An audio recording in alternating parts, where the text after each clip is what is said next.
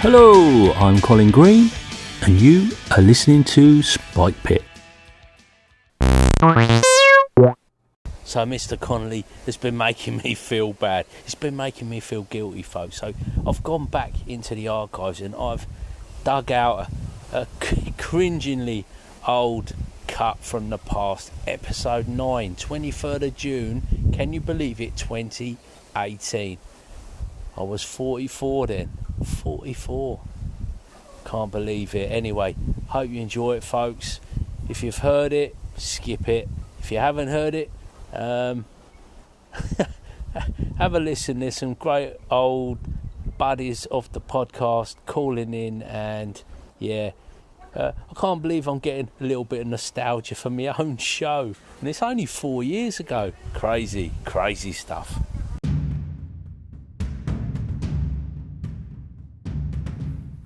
Hello, I'm Colin Green, and you are listening to Spike Pit.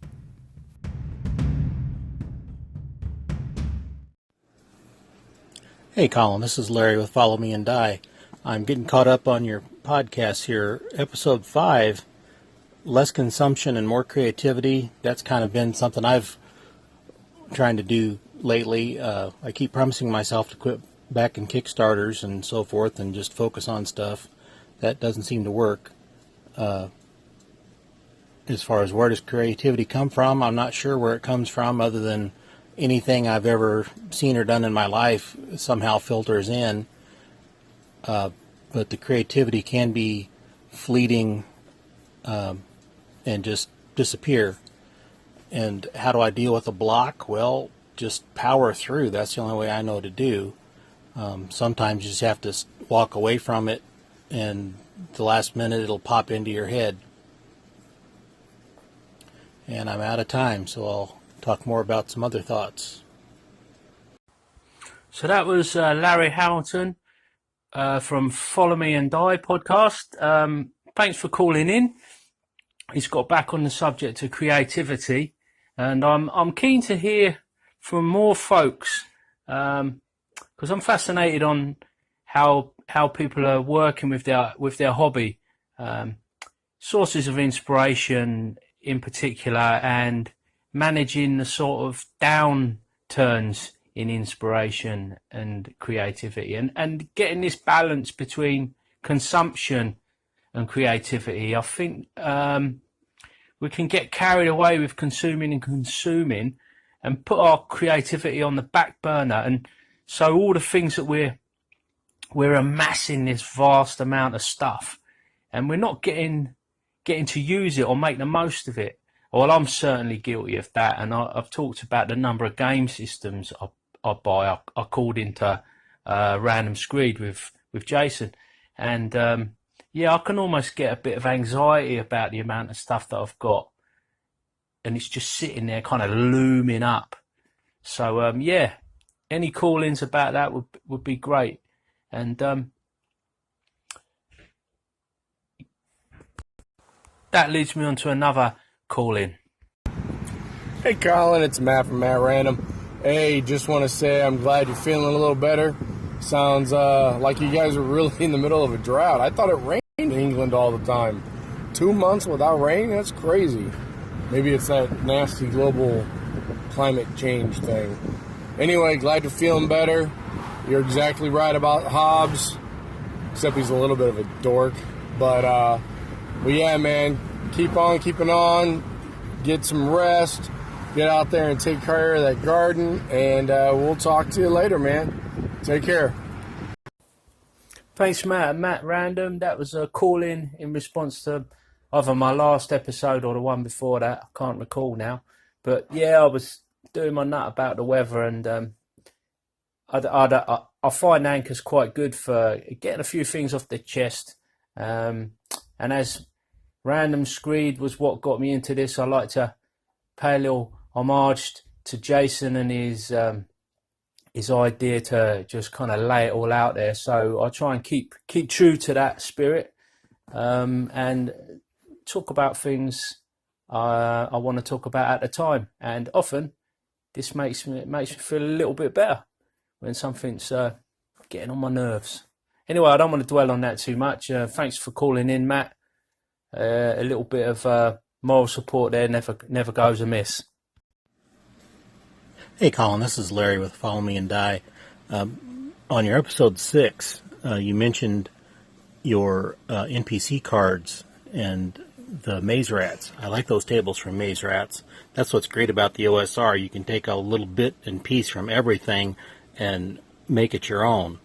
I found you on G+, and I really like those NPC cards. You said you've been mapping. My last message, I was asking you to pull some of your art. Share some of your maps. Put it up on your G+ page. That'd be cool.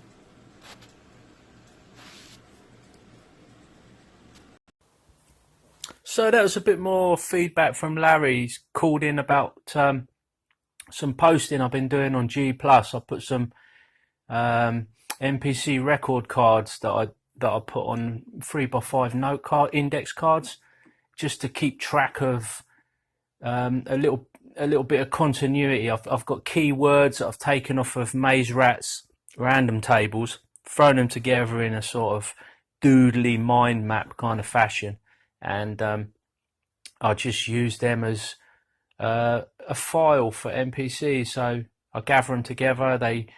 They grow, they can change, I can scrub bits out on them and amend them as necessary. And yeah, I enjoy the process of making them, and yeah, they're pretty effective. So I thought I'd throw them up on G+, and they've got a few comments, and I've had some constructive feedback, and yeah, glad I did that. Also, never let it be said that I didn't listen to the masses, as it were. Or, well, Larry anyway. He asked about sharing some maps, so that's something else I threw out on G+. I've been talking the talk about getting my pens out and one thing and another, and I've just been going over some old maps, cleaning them up, simplifying them, kind of putting them into my own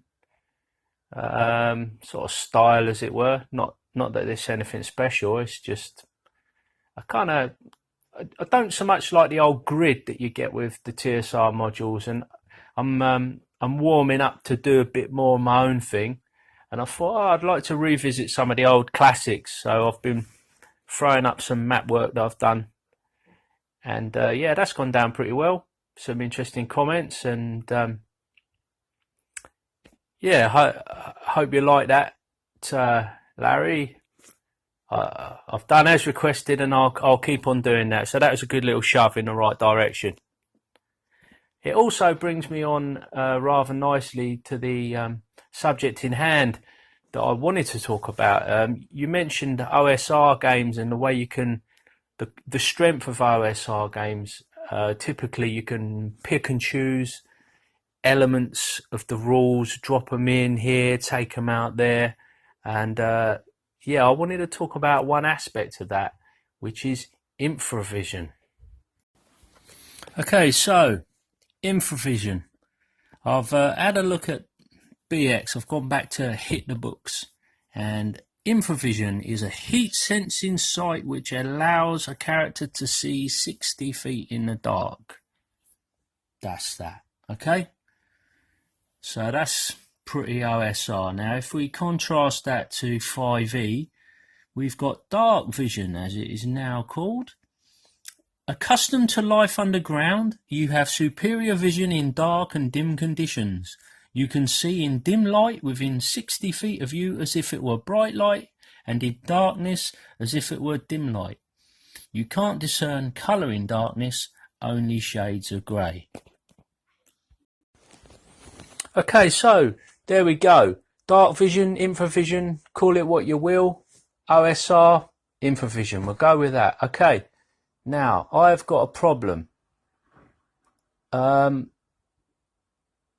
In total darkness, this for me is too powerful. Now, at the risk of being ostracised and cast out of the OSR community, my head hung in shame. Yeah, I don't know what else to say. It just causes me grief. You get a party, some of them's got infravision, some of them not. You've constantly got to remember who has, who hasn't. You're giving descriptions. you've got to remember, firstly, whether in the scenario, whether your rooms or your encounter involves some form of light, then whether the party's carrying light sources. If they're not, perish the thought, they're trying to stumble around in the darkness, hanging on to their pet dwarf or whatever. You've then got to deal with the infravision people. And then you've got to change all your sort of picture in your head and turn it into either some sort of blurry night sight kind of description, or just shades of grey description. Well, I've about had enough of this, and I'd like to know what other people's thoughts are. If I ran a campaign where I just kind of did away with player characters having demi-humans and infravision, well, there's going to be a backlash. Not that I'm that fussed, but it seems a little draconian. The other thing I could do is sort of nerf it a little bit. So let's say the infravision works in low light conditions, but in total darkness, it just ceases to function. And for me, I've got less trouble with that.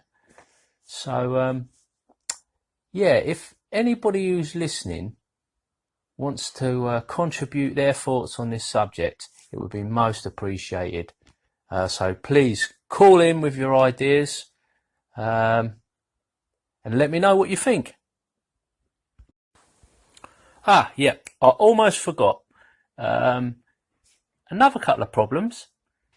What happens when you've got infravision and you're suddenly presented with an increase in light?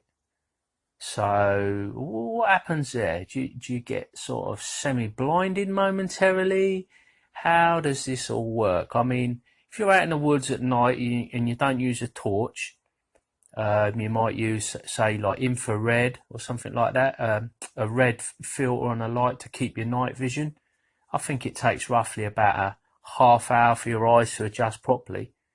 If you keep one eye closed or covered when someone's using an unprotected light source, you can retain your night vision. But if your eyes are open and someone flashes a head torch in your face or something, you can't. That's kaput. I mean, it's like dazzling, and for a little while afterwards, you can't see a thing. So why is there none of that going on with it? So that's not cool. I'm not cool with that at all.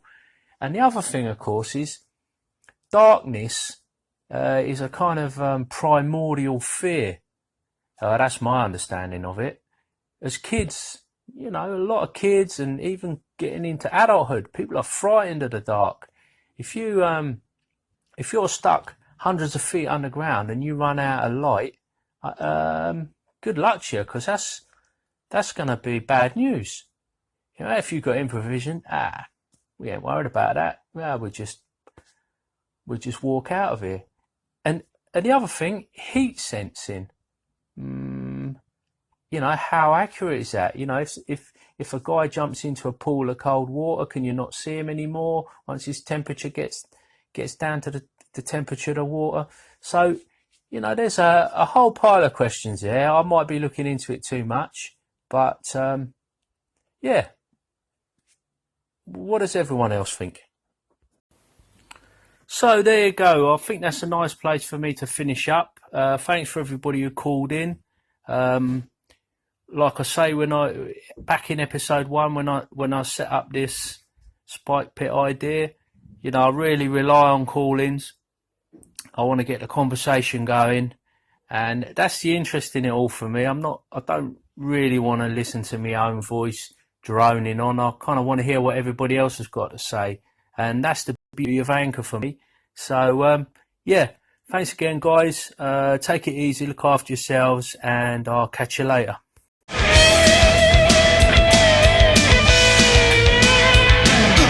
And that, as they say, is a wrap. Big thanks goes out to you, the listener, for taking a bit of time out of your day to listen to Old Spike Pit. Take care, and I'll catch you later.